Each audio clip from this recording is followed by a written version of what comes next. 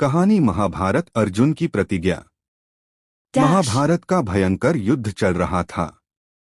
लड़ते लड़के अर्जुन रणक्षेत्र से दूर चले गए थे।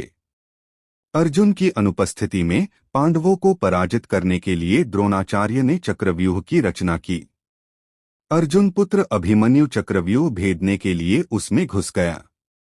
उसने कुशलतापूर्वक चक्रव्यूह के 6 चरण भेद लिए, लेकिन 7वें चरण में उसे दुर्योधन, जयद्रथ आदि 7 महारथियों ने घेर लिया और उस पर टूट पड़े। जयद्रथ ने पीछे से निहत्थे अभिमन्यु पर जोरदार प्रहार किया। वह वार इतना तीव्र था कि अभिमन्यु उसे सहन नहीं कर सका और वीरगति को प्राप्त हो गया। अभिमन्यु की मृत्यु का समाचार सुनकर अर्जुन क्रोध से पागल हो उठा। उसने प्रतिज्ञा की कि यदि अगले दिन सूर्यास्त से पहले उसने जयद्रथ का वध नहीं किया तो वह आत्मदाह कर लेगा। जयद्रथ भयभीत होकर दुर्योधन के पास पहुंचा और अर्जुन की प्रतिज्ञा के बारे में बताया। दुर्योधन उसका भय दूर करते हुए बोला, चिंता मत करो मित्र, मैं और सारी कौरव सेना तुम्हारी रक्षा करेंगे। अर्जुन कल तुम तक नहीं पहुंच पाएगा, उसे आत्मदाह करना पड़ेगा। अगले दिन युद्ध शुरू हुआ। अर्जुन की आंखें जयद्रथ को ढूंढ रही थीं, किंतु वह कहीं नहीं मिला। दिन बीतने लगा। धीरे धीरे अर्जुन की निराशा बढ़ती गई। यह देख श्रीकृष्ण बोले, पार्थ, समय बीत रहा है और कौरव सेना ने जयद्रथ को रक्षा कवच में घेर रखा है। अतः तुम शीघ्रता से कौरव सेना का संहार करते हुए अपने लक्ष्य की ओर बढ़ो। यह सुनकर अर्जुन का उत्साह बढ़ा और वह जोश से लड़ने लगे। लेकिन जयद्रथ तक पहुंचना मुश्किल था। संध्या होने वाली थी।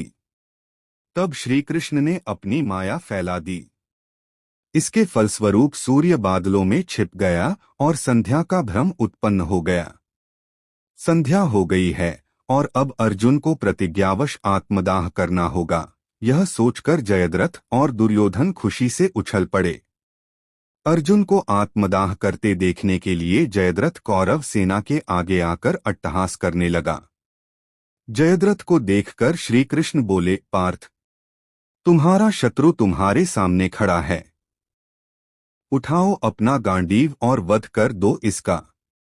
वह देखो अभी सूर्यास्त नहीं हुआ है। यह कहकर उन्होंने अपनी माया समेट ली।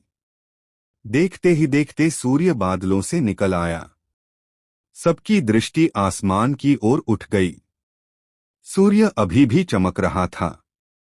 यह देख जयद्रथ और दुर्योधन के पैरों तले जमीन खिसक गई। जयद्रथ भागने को हुआ, लेकिन तब तक अर्जुन ने अपना गांडीव उठा लिया था। तभी श्रीकृष्ण चेतावनी देते हुए बोले, हे अर्जुन, जयद्रथ के पिता ने इसे वरदान दिया था कि जो इसका मस्तक जमीन पर गिराएगा उसका मस्तक भी 100 टुकड़ों में विभक्त हो जाएगा। इसलिए यदि इसका सिर जमीन पर गिरा तो तुम्हारे सिर के भी 100 टुकड़े हो जाएंगे। हे पार्थ, उत्तर दिशा में यहाँ से 100 योजन की दूरी पर जयद्रथ का पिता तप कर रहा है।